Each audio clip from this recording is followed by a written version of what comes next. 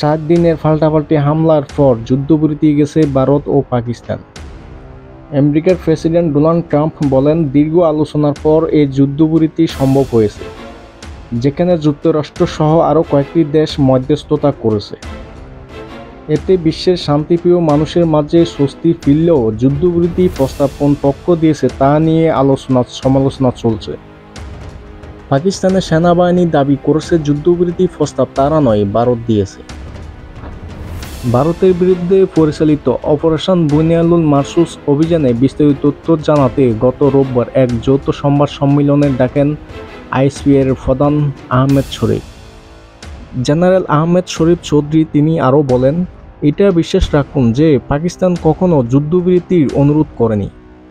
তিনি আরও বলেন, যুক্তরাষ্ট্র মধ্যস্থতায় নয়াদিল্লি এই যুদ্ধবিরতি অনুরোধ জানায়। পাকিস্তান কোনো যুদ্ধবিরতি আবেদন করেনি, বরং ভারতের সংঘর্ষ কমাতে চেয়েছিল।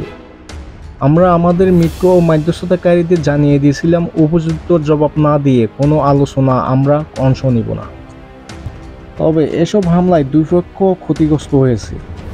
আন্তর্জাতিক বিশেষজ্ঞরা বলেছেন, দুনো দেশ যুদ্ধে ক্ষতিগ্রস্ত হয়েছে। নিউজ ডেস্ক, আন্তর্জাতিক দুনিয়া।